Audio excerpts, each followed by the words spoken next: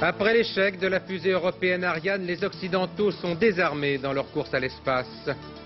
Guerre froide sur terre battue, le soviétique Chesnokov terrasse le suédois Wilander sur le central de Roland-Garros. Guerre froide sur le front du désarmement, après les Américains et les Soviétiques menacent à leur tour de ne plus respecter les accords de contrôle sur les armements stratégiques. L'ouverture officielle de la Coupe du Monde de football, premier match ce soir entre l'Italie et la Bulgarie, inquiétude pour les Français qui ont mal au ventre.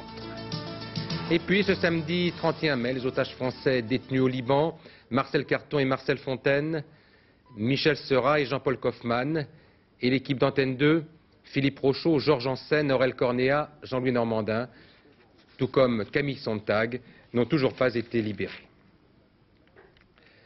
Madame, Monsieur, bonsoir. Retenez bien ce nom, Andrei Chesnokov. Personne ne l'attendait et pourtant ce soviétique, 81e joueur mondial, s'est payé le suédois Mats Wilander, le numéro 2 mondial, en 3-7 sur le central de Roland-Garros. Chesnokov, un nouveau venu sur le circuit, est la vraie surprise de ce tournoi. Les points forts de ce match avec Daniel Cazal. Andrei Chesnokov est né il y a 20 ans à Moscou. À 8 ans, il apprend le tennis à l'école. Champion junior d'Union soviétique en 80 et 82, 81e joueur mondial, il est aujourd'hui athlète d'État et verse le montant de ses gains à sa fédération qui lui en reverse 20% en roubles. Chesnokov est sans doute le seul joueur au monde à avoir pour entraîneur une femme, Tatiana Naumko. Elle a 37 ans, dit-il, mais en paraît à peine 20. Tatiana est restée à Moscou, mais si Andrei Chesnokov a réussi à battre à son propre jeu Mats Wilander, double vainqueur de Roland-Garros, Tatiana y est pour beaucoup. Si elle avait été là, elle m'aurait dit « joue sur chaque balle, regarde la balle, sois agressif, sois sûr de toi et crois en la victoire ». Bien entendu, d'autres personnes auraient pu me le dire, mais si c'est elle qui me le dit, alors j'y crois. Récemment battu par Wilander en quart de finale à Rome, Chesnokov ne pensait pas pouvoir gagner aujourd'hui. Mais la tactique qu'il avait mise au point après avoir vu le match Wilander-Kriegstein a porté ses fruits. Chesnokov n'a pas hésité à monter au filet. L'erreur de Kriegstein, c'est qu'il avait l'avantage sur Wilander, mais il n'en a pas profité car il n'est pas allé au filet pour finir le point. C'est cette erreur que je n'ai pas commise. En fait, Chesnokov a livré le match parfait, ajoutant à la qualité de son tennis une tenue irréprochable. Pas la moindre contestation. Sur ce point, Wilander est victime d'un faux rebond. Chesnokov, d'un geste de la raquette, s'excuse auprès de son adversaire. Bien sûr, les partisans du Suédois pourront toujours dire que Wilander, pour des raisons sentimentales, avait beaucoup plus la tête aux États-Unis qu'à Roland-Garros. Il n'en reste pas moins que Chesnokov lui a posé des problèmes insolubles, notamment par la longueur de ses balles.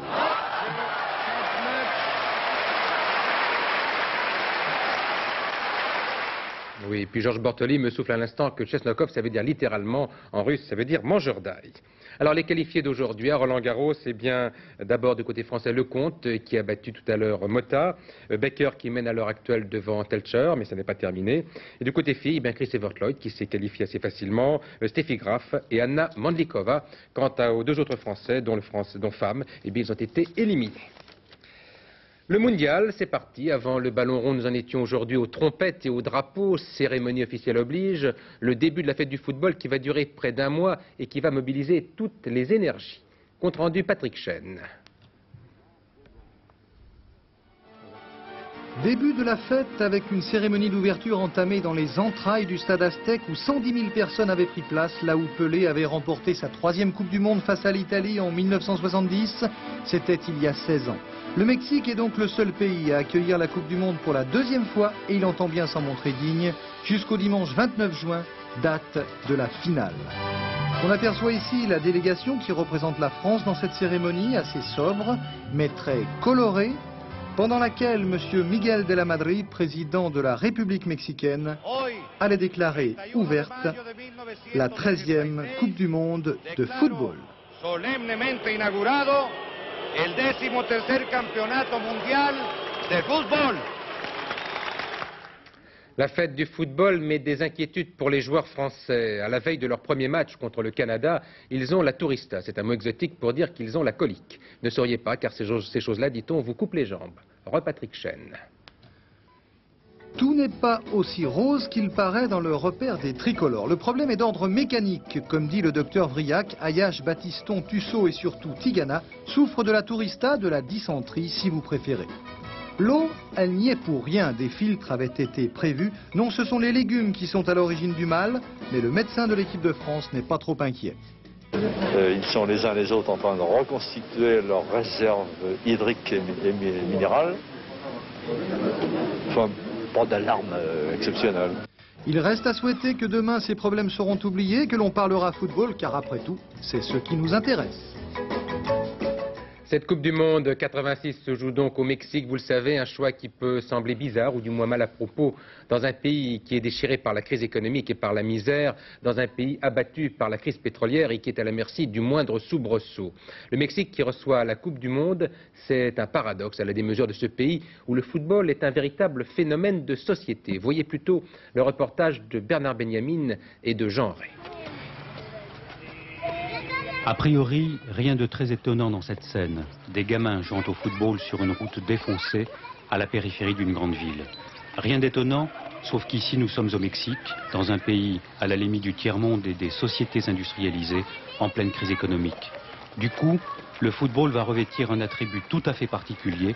Il sera l'un des moyens de s'en sortir pour toute une partie de la population. Quel âge as-tu ? 12 ans. Et qu'est-ce que tu veux faire plus tard? Footballeur. C'est le meilleur moyen pour gagner de l'argent, pour se payer une belle maison, pour faire une carrière. Ici, on voudrait tous être comme Hugo Sanchez. Hugo Sanchez, justement, le voici. Idole parmi les idoles, il rentre au pays tel un fils prodigue que le Real Madrid a libéré pour le mondial. Et là encore, on peut s'étonner de la présence d'un détachement entier de policiers pour contenir plus d'1 millier de personnes en folie à 2 h du matin à l'aéroport de Mexico, juste pour accueillir un footballeur. De toute évidence, le football ici, c'est une vraie passion, surtout parmi les classes populaires. Mais la seule chose que l'on peut remarquer, c'est que cette passion a augmenté au fur et à mesure que la crise économique touchait ces milieux populaires. Le processus est classique, il est valable pour tous les pays et le gouvernement mexicain ne sera pas le premier à se servir du mondial comme d'une arme politique et économique. D'autres l'ont fait avant lui. Une volonté gouvernementale largement relayée par la presse mexicaine, mais une pratique dénoncée par certains journalistes. Il y a dans ce pays un certain nombre de journalistes qui veulent faire croire au peuple que le football, c'est plus important que manger ou même que vivre. J'espère simplement que les Mexicains ne tomberont pas dans ce piège.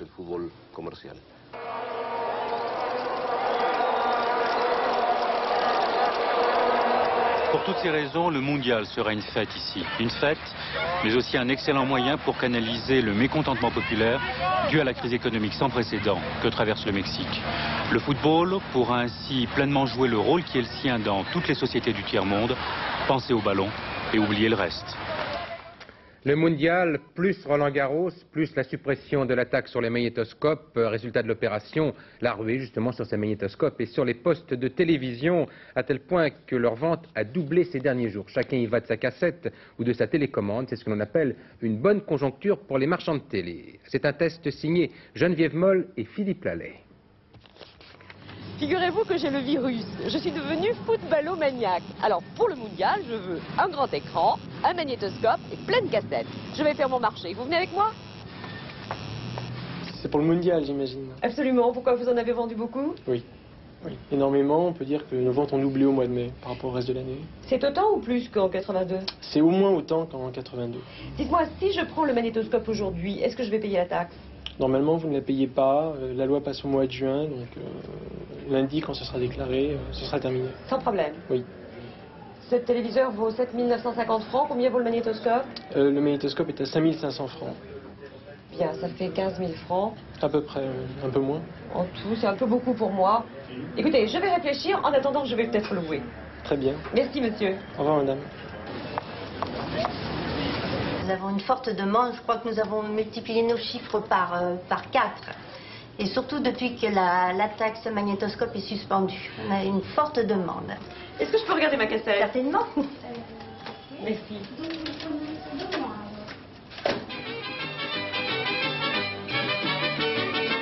Ça va être super, non?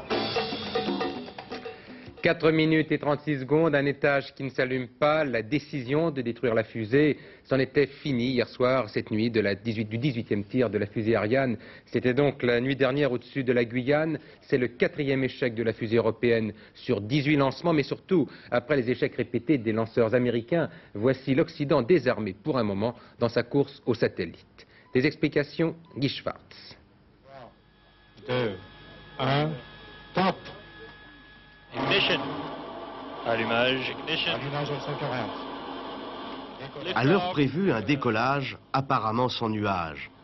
Mais 4 minutes 36 secondes plus tard, c'est l'échec. Arrêt du deuxième étage. Le 3e étage de la fusée Ariane n'a pas fonctionné. Cette défaillance marque ainsi le 4e raté en 4 mois d'un lanceur occidental. Rappelez-vous, le 28 janvier dernier, c'est le drame de la navette Challenger. Le 18 avril, c'est une fusée Titan qui se désintègre quelques secondes après son envol. Enfin, le 4 mai, jouant décidément de malchance, la NASA perd une autre fusée, une Thor Delta, qui explose en plein ciel. Résultat, aujourd'hui, tous les lanceurs occidentaux sont cloués au sol.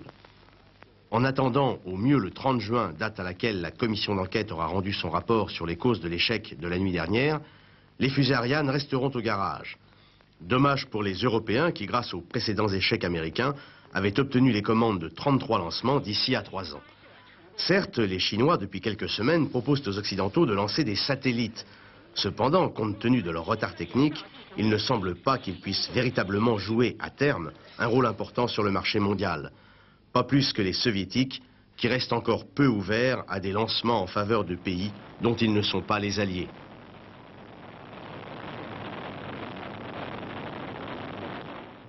L'espace où 2 cosmonautes soviétiques se sont promenés pendant 5 heures aux alentours de la station Salyut 7. C'est la seconde fois de la semaine pour répéter les gestes indispensables à la construction d'une charpente métallique. Lors de ces 2 sorties, Leonid Kizim et Vladimir Soloviev ont construit une tour de 12 mètres de hauteur, un peu semblable à celle qu'avait montée un équipage américain de la navette Challenger. Moscou, Washington, au jeu du cours après moi que je t'attrape. Hier, les États-Unis exigeaient un geste de bonne volonté de la part de l'Union soviétique sous peine de ne plus respecter les accords de désarmement signés entre les 2 pays. C'est ce que l'on appelle les accords SALT II. Réponse du Kremlin à la Maison-Blanche, pas question de respecter ces accords si vous n'en faites pas autant. Une affaire un peu compliquée, Georges Bortoli, pour un enjeu de toute première importance.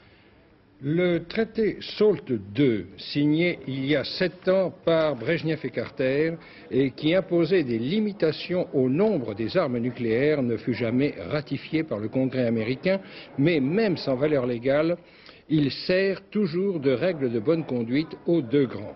Or, les États-Unis menacent aujourd'hui de ne plus respecter dans l'avenir, en particulier pour les bombardiers porteurs de missiles de croisière, les plafonds fixés par le traité.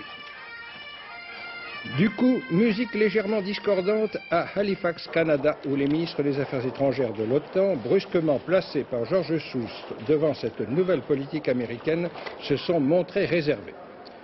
Ils ont fait valoir que, certes, l'URSS semble, de son côté, violer les plafonds permis par les accords SALT en développant 2 nouveaux types de missiles intercontinentaux, alors que les accords ne l'en permettent qu'un type.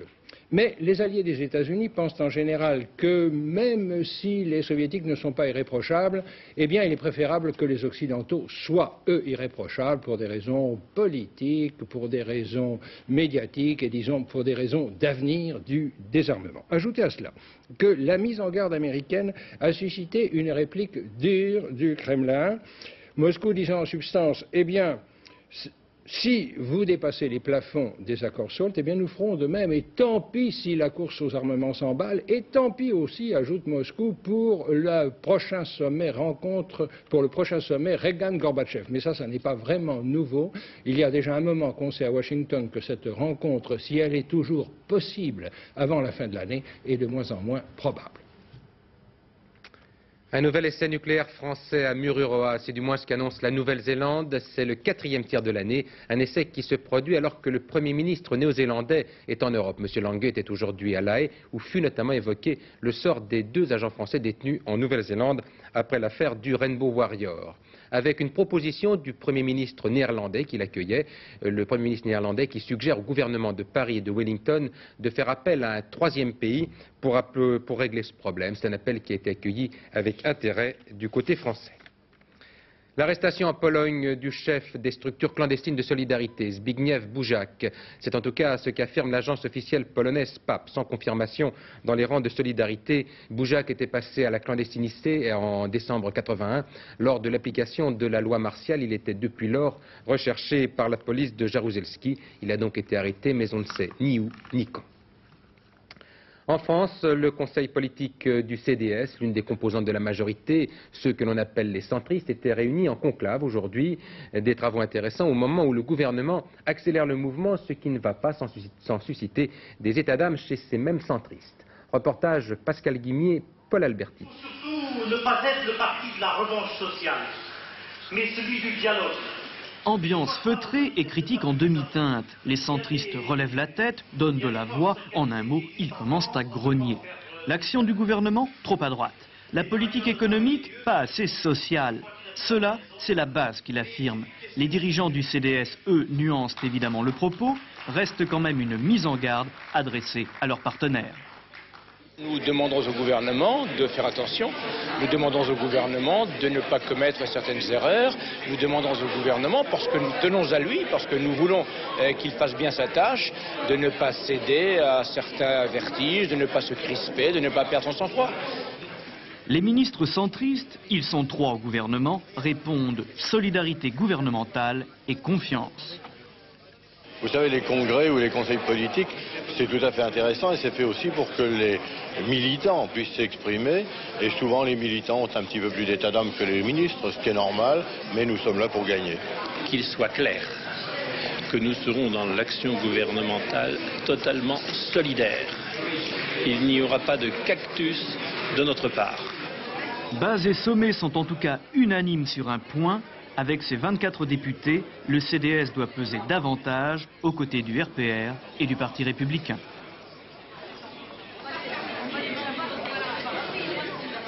Plusieurs dizaines de milliers de personnes dans le centre de Bruxelles en Belgique pour manifester contre les mesures d'austérité prévues par le gouvernement. Un point marquant après plusieurs semaines de grève menées notamment dans le service public. Sur ce mouvement, le reportage à Bruxelles d'Alain Doubeski et de Claude Lucas. Moins de 50 000 manifestants selon la police bruxelloise, environ 140 000 selon les organisateurs. C'est une réussite. La FGTB, important syndicat socialiste, avait bien fait les choses, demandant même aux cheminots d'arrêter leur grève 24 heures, le temps de faire venir par train quelques milliers de manifestants. Mot d'ordre, non au plan d'austérité du Premier ministre et de sa coalition libérale chrétienne. Un plan d'austérité qui prévoit 4 milliards de francs français d'économie. Si le principe même d'un effort est accepté, c'est la répartition de cet effort qui soulève la colère en Belgique, surtout après plusieurs années de baisse du pouvoir d'achat. Nous ne cherchons pas la chute du gouvernement, nous cherchons une autre politique. Et quel que soit le gouvernement qui sera au pouvoir demain et qui ferait une même politique que celle que nous condamnons aujourd'hui, il trouvera la FGTB certainement sur son chemin. Parmi tout le rouge de la FGTB socialiste, très peu de vert, celui de la CSC, Confédération des syndicats chrétiens. Très important également, ce syndicat soutient le gouvernement, n'émettant des réserves que devant des mesures vraiment très impopulaires. Pas de front syndical uni donc. Le gouvernement, après quelques concessions de principe, devrait poursuivre son plan d'économie. La mise en œuvre de ce plan d'assainissement peut être discutée et sera discutée avec les différents secteurs, avec les différents interlocuteurs sociaux, à une condition, que l'objectif budgétaire soit atteint et que les équilibres qui existent dans les assainissements soit respectée. La marge de discussion sera donc étroite, d'autant plus étroite que la FGTB semble débordée par sa base dans les régions industrielles. Certains secteurs, comme la sidérurgie, les mines, cessent parfois sans prévenir toute activité. Est-ce un signe? Même le Manneken Pis s'en est mêlé. Plus d'eau. Moto Bécane à la lumière du soleil levant. Après des années de difficultés, la société MBK qui avait repris le constructeur français de mobylettes, cette société vient de céder 60% de son capital au japonais Yamaha. Avantage pour le constructeur nippon, il fait embouter son entrée dans l'industrie française. Enquête Jean-Pierre Métivet, Pascal Stelletta. Moto Bécane patinait depuis 1974. Ses dirigeants pensaient alors que le choc pétrolier relancerait la vente des pétrolettes. On a donc investi. Et puis c'est l'inverse qui s'est produit. Le marché s'est écroulé. Première faillite, 1983. Et ce mois-ci, c'est MBK, le repreneur de Moto Bécane, qui se trouvait au bord du dépôt de bilan. Désormais, les cadres seront japonais. Le sauveur s'appelle Yamaha. Il va acquérir 60% du capital. Et dans l'usine de Saint-Quentin, 1800 personnes, on respire, même si les syndicats acceptent un plan de 300 licenciements. On voit qu'il y a quelqu'un qui s'intéresse envers cette entreprise-là. Vous avez l'impression que vous avez évité la catastrophe, non? Oh oui, certain. Parce que normalement, d'après ce qu'on nous avait dit, ça aurait fermé lundi après-midi. Pour les gens ici, c'est un soulagement. Ah oui. À part les 300 licenciements qu'il va y avoir, quoi. Peut-être je serai dedans. Et puis nous, de toute façon, qu'on travaille français ou qu'on travaille Yamaha, le principal, c'est qu'on ait du boulot pour nous. Mais que cherchent les Japonais dans cette entreprise? Elle perd de l'argent depuis plusieurs années et Yamaha s'engage pourtant à maintenir la marque Moto Bécane, le réseau et même, sous la pression du gouvernement français, la production de vélos. Mais surtout, il va investir près de 200 millions de francs dans ce qui sera sa tête de pont en Europe. Nous allons d'abord nous concentrer sur la production de cyclomoteurs. Mais dans un deuxième temps, nous fabriquerons ici nos propres motos, des 80 ou des 125 cm3. Ensuite, nous utiliserons l'usine Moto Bécane pour fabriquer de nouveaux produits Yamaha. Quelle sorte de produits? C'est encore trop tôt pour le dire. C'est toute la nouvelle stratégie japonaise. Lorsque le yen est fort, on ne fabrique plus au Japon, on s'installe à l'étranger en rachetant des entreprises. À partir de Saint-Quentin, Yamaha compte exporter vers l'Europe et les États-Unis. Et c'est peut-être l'investissement japonais en France le plus important depuis le rachat de Dunlop par Sumitomo. Aux États-Unis, l'arrestation d'un homme soupçonné d'avoir empoisonné des médicaments. C'est une affaire qui remonte au mois de mars dernier, lorsque l'on a découvert dans plusieurs drugstores des médicaments additionnés de mort au rat. L'accusé que vous voyez a reconnu les faits, affirmant qu'il avait empoisonné ces médicaments pour gagner de l'argent sur les actions de la société qui les fabriquait, en les achetant à la baisse et en les revendant éventuellement à la hausse.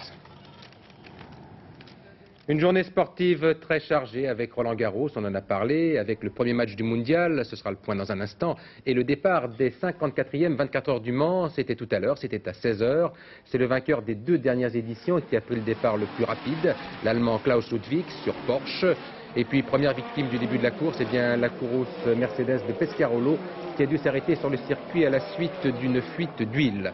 Mais la course ne fait que commencer, c'est jusqu'à demain 16 h. Voilà donc les premières images et puis maintenant retour au mondial avec le premier match, Bulgarie-Italie. Voici 24 minutes que l'on joue. Tout de suite le point avec Patrick Chen qui suit le match pour nous. Et pour que je sache, il n'y a pas encore de but, Patrick. Tout à fait Bernard, on attend encore et toujours le premier but de cette 13e Coupe du Monde de football. Les Bulgares en blanc et les Italiens en bleu, ici en possession du ballon, n'ont pas encore ouvert la marque. Et cela ne surprendra guère les statisticiens puisque le match d'ouverture du mondial est traditionnellement sanctionné par un score de 0-0. Là, il y a 4 ans, lors de la dernière Coupe du Monde, eh bien, Vandenberg avait marqué, il représentait l'exception qui confirme cette règle. Pas de but, généralement, lors du premier match du mondial. Et cette fois-ci, cette règle semble confirmée. Précisons que les petites taches blanches, Bernard, que vous voyez sur la pelouse ne sont ni des balles de golf, ni des balles de ping-pong. Il s'agit tout simplement de quelques confettis lancés lors de la cérémonie d'ouverture que nous avons suivie tout à l'heure. Alors cette action ne semblant pas très dangereuse, Bernard, je vous propose un rendez-vous dans l'édition de la nuit où nous pourrons suivre un résumé complet avec cette fois-ci les buts s'il y a lieu de ce premier match du mondial, de la Coupe du Monde de football avec le grand rendez-vous pour l'équipe de France demain à minuit pour sa grande entrée malgré ses petits problèmes de tourista face au Canada. Les tiercés, maintenant les résultats et les pronostics des tiercés du week-end. Résultat d'abord de la course de Maison Lafitte, 9, 23, 14. Vous voyez le rapport dans l'ordre pour 5 francs, 10 057 francs 50 centimes. Et le même rapport pour 5 francs dans un ordre différent n'est plus que de 2011 francs et 50 centimes. Demain, c'est à Longchamp, Pierrette. Mais avant de parler du tiercé de demain, le reportage, les petits reportages auxquels vous nous avez habitués maintenant le samedi, c'est le portrait d'une femme jockey, Caroline Lee, qui est très forte. La première femme jockey professionnelle d'ailleurs, et elle a couru dans le tiercé cet après-midi, elle s'est bien battue, elle a presque failli participer à la lutte. Je crois qu'elle est 5, 6e, quelque chose comme ça. Elle montait en rose, le numéro 20. Une Irlandaise, il faut le dire. Une Irlandaise pleine de punch et de courage, vous allez le voir. Alors, ce reportage tout de suite donc sur Caroline Lee, une jeune femme jockey irlandaise. Caroline Lee, la première femme jockey professionnelle, se souviendra longtemps de ce lundi de la Pentecôte. En selle sur Pingasso, dans le Puy-Mandinet, tout à fait à l'extérieur, à gauche de votre écran, elle va venir gagner son premier tiercé. Et avec quel talent, sans cravacher son cheval, le poussant aux mains énergiquement, Caroline Lee s'impose devant les plus grands. Cette réussite, elle la doit à Maurice Gilbert, l'entraîneur, qui a su la découvrir et lui faire confiance. J'ai trouvé qu'elle avait une très bonne position, qu'elle avait de très bonnes mains, qu'elle était intelligente. Je l'ai fait monter, je l'ai fait travailler des galops, puis je l'ai fait monter en course la première fois qu'elle a couru, elle a gagné. Vous êtes fier de cette réussite? Non, je ne suis pas fier du tout, je fais mon métier. Et puis je donne une chance à quelqu'un qui a du talent. Alors quel effet ça fait de gagner un tiercé comme ça? Moi, ça me fait beaucoup plaisir pour le patron, surtout parce que pour moi, M. Gilbert, il a fait beaucoup de travail avec moi. Et puis, il voit que maintenant, il n'a pas peur de Satan. Depuis combien de temps vous êtes jockey professionnel? Depuis 3 ans. Et combien de victoires vous avez? Là, je 38, 39. C'est une jeune fille qui est dure. Elle est dure, elle pousse bien, elle a beaucoup de force. Puis elle ne se laisse pas faire. La preuve, c'est que Benoît a pris un coup sur le nez un jour, il lui a cassé le nez. Je ne veux pas gêner de gens, j'en veux personne. Je veux faire mon métier comme les autres. Alors moi, ne me gêne pas, je ne te gêne pas. C'est comme ça. Et alors Benoît est venu vous voir et vous a mis une grosse claque parce qu'il disait que vous l'aviez gêné? Oui, dans la course. Et puis, il était un peu nerveux, et puis ça arrivait comme ça. Hein. Il était nerveux, mais enfin, c'est un garçon très gentil, hein, Benoît. Je dis pas ça parce que j'ai peur de lui, je te le dis tout de suite, mais enfin... Et vous l'avez mis KO? Oui.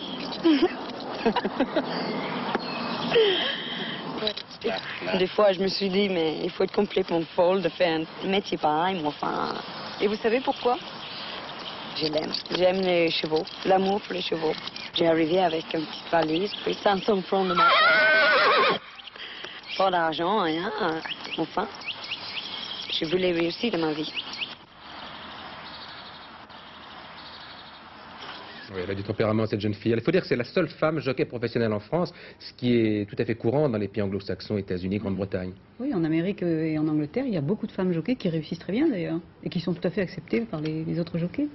Longchamp maintenant donc avec le tiercé de demain. Eh bien oui, puis ce sera le dernier tiercé, le dernier dimanche de la saison de printemps à Longchamp, car dès dimanche prochain... Oui, il y aura des tiercés encore dans nos grandes courses classiques. En effet, dès dimanche prochain... Eh bien, oui, je suis très étonnée de voir apparaître ces images là, tout de suite. Elles sont alors allez-y, vos belles. pronostics. Oui, je continue. Alors avec mes pronostics, puisqu'on me les envoie tout de suite, ça sera à Chantilly dans le prix de Chevilly. Non, à Longchamp dans le prix de Chevigny, je suis complètement troublée là, avec Thunder Spring le numéro 10, Weisberg le 5, Big Checkout le 1, Becalta le 7, Al Raïd le 3, North Alert le 6, Toujours eux le 8, Assoman le 18. Est-ce que j'ai le temps quand même d'ajouter que dès dimanche prochain, eh bien, les courses auront lieu à Chantilly, sur l'hippodrome de Chantilly, avec les épreuves classiques, le prix du Jockey Club et le Diane.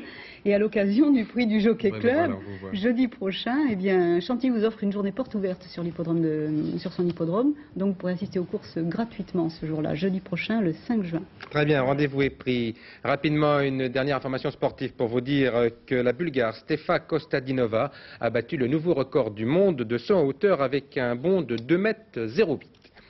La météo du week-end, une météo en altitude puisque Laurent Boussier est de sortie. Ce soir, du haut de la tour, il prend garde aux nuages. La météo, Gustave Boussier.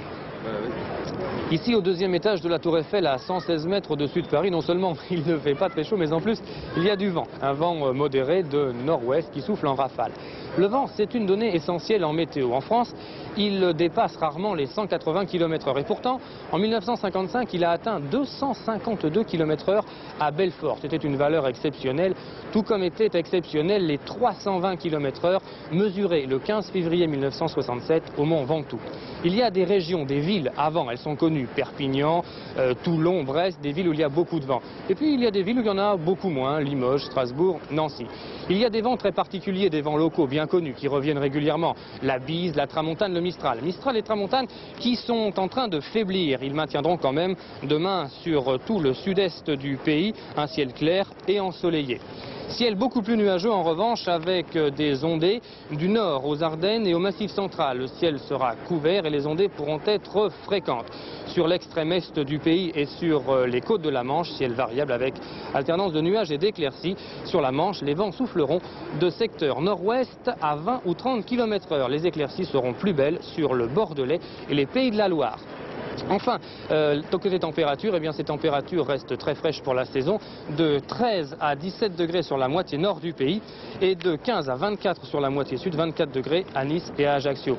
Enfin, pour ceux qui aiment le football, sachez qu'à l'instant où je vous parle, à l'instant même, il fait 25 degrés à Mexico. Notre agenda pour terminer, demain sera le dimanche 1er juin, le soleil se lèvera à 5h54, se couchera à 21h44, une petite minute seulement de soleil en plus et nous fêterons les Justins. Nous avons 2 minutes de retard. Alors, dernier journal, Philippe Arroir, ce sera aux environs de 23h30. Quant à moi, je vous retrouve demain à 20h. Très bonne soirée sur Antenne 2.